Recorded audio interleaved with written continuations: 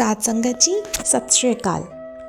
जब संसार का उद्धार करते हुए जगत के बानी साहिब श्री गुरु नानक देव जी महाराज समुद्र के किनारे पहुँचे तो वहाँ समुद्र तट पर एक फकीर रहता था जिसकी लोगों में बहुत मान्यता थी। दूर दूर से लोग उसके दर्शन करने आते थे, अपनी तकलीफ़ें बताते थे। असल में उस फकीर के पास रिद्धियाँ सिद्धियाँ थी जिनके कारण वह लोगों के दुख दूर कर देता था। इसी कारण लोग उससे प्रभावित होकर उसे पीर मानते थे और उसका बहुत सम्मान भी करते थे। उस फकीर का नाम मुकद्दम फकीर था। उसके भीतर एक ऐसी कला भी थी जिसे देखकर लोग हैरान हो जाते और डर के कारण उसकी पूजा करने लगते थे। वह हवा में उड़ सकता था। इसी तरह की करामातें दिखाकर उसने लोगों पर अपना प्रभाव जमा लिया था। यह सब उसे यूं ही नहीं मिला था। पहले उसने बहुत भक्ति और साधना की थी, लेकिन जब उसे रिद्धियाँ सिद्धियाँ मिल गई तो वह उन्हीं के चक्कर में फंस गया, क्योंकि महाराज का वचन है, करामात दिखाना विनाश का कारण बनता है। केवल अपना नाम बनाने के लिए ऐसी शक्तियों का प्रदर्शन करना, हवा में उड़ना, आयु बढ़ा लेना, इन सब से मुक्ति नहीं मिलती। वह करामातें दिखाने में आनंद लेने लगा और भक्ति में आगे न बढ़ सका। भक्ति के मार्ग से हटकर रिद्धि सिद्धियों में उलझ गया, अहंकार आ गया।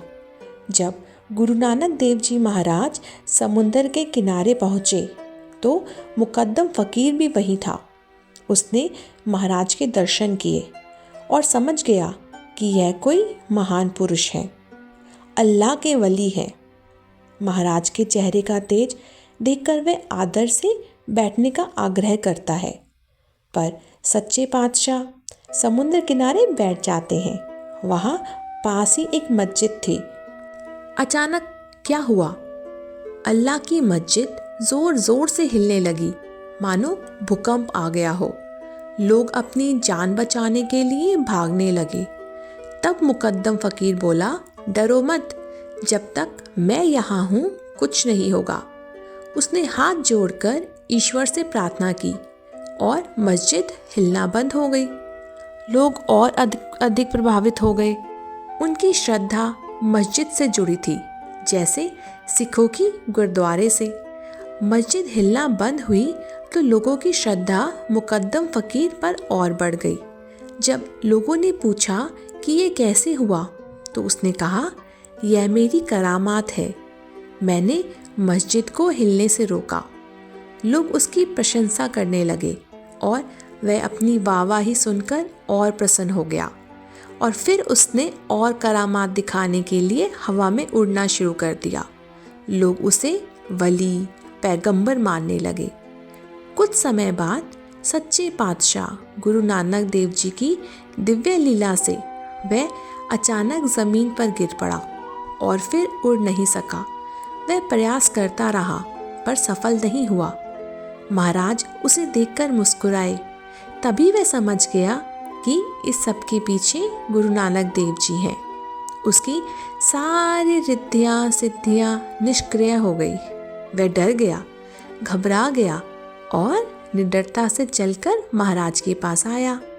पहले वह उड़कर आता पर अब पैदल आया। वह विनती करने लगा, मुझे नहीं पता आप कौन हैं, पर लगता है यह सब आपकी ही लीला है। मुझसे क्या गलती हो गई कि मेरी शक्तियाँ काम नहीं कर रही? तब महाराज बोले, सबसे बड़ी गलती है ईश्वर को भूल जाना। जब मस्जिद हिल रही थी और तुमने प्रार्थना की, यह अच्छी बात थी, प्रार्थना स्वीकार भी हुई, मस्जिद रुक गई। पर जब लोगों ने पूछा और तुमने कहा कि यह मैंने किया, यही अहंकार आ गया। सब कुछ परमात्मा करता है, बनाना मिटाना सब उसी के हाथ में है। तुमने तपस्या की, भक्ति की, पर उद्देश्य अपना नाम बनाना बन गया। रिद्धियाँ सिद्धियाँ मोह है। 4 लोग अच्छा कहेंगे, 4 लोग बुरा, इससे क्या होगा? दुनिया को खुश करने से मुक्ति नहीं मिलती। यदि तुम कहते हो यह सब परमात्मा की कृपा है, तो तुम आगे बढ़ते और जीवन मुक्ति पा लेते। अहंकार की दीवार ही मनुष्य और परमात्मा के बीच है। अहंकार छोड़ने पर हर और परमात्मा ही दिखाई देता है। महाराज के वचनों से मुकद्दम फकीर का हृदय शुद्ध हो गया। उसने क्षमा मांगी और संकल्प लिया कि अब अहंकार नहीं करेगा। महाराज ने उसे 3 उपदेश दिए। पहला उपदेश, दुनिया में अपना नाम बनाने की कोशिश मत करो। नाम तो परमात्मा का ही रहना है। कर्म करो, पर प्रशंसा की इच्छा मत रखो। जो ईश्वर का नाम जपता है, उसकी शोभा अपने आप होती है। दूसरा उपदेश, हवा में उड़ने से मुक्ति नहीं मिलती। यदि मिलती तो पक्षी मुक्त हो जाते। मनुष्य जन्म परमात्मा को पाने के लिए मिला है।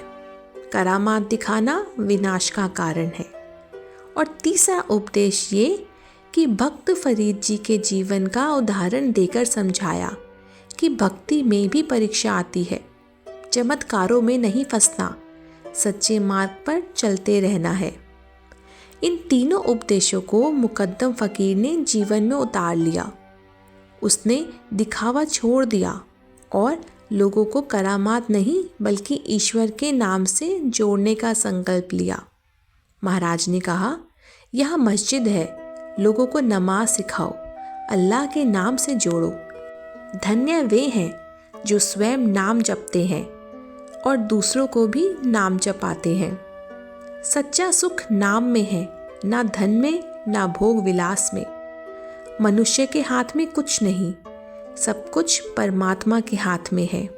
जीवन का सार यही है, नाम जपना, सच्ची सुच्ची मेहनत करना और बांट कर खाना। इन साखियों से हमें भी सीख लेनी चाहिए। केवल सुनकर छोड़ देना पर्याप्त नहीं, जीवन में परिवर्तन आना चाहिए। लोगों को खुश करने की बजाय परमात्मा को खुश करो। दिखावा, पाखंड और धन का अहंकार छोड़ो। सच्ची मेहनत करो, नाम जपो और वंड छको। तो वाहिगुरु जी का खालसा, वाहिगुरु जी की फतेह।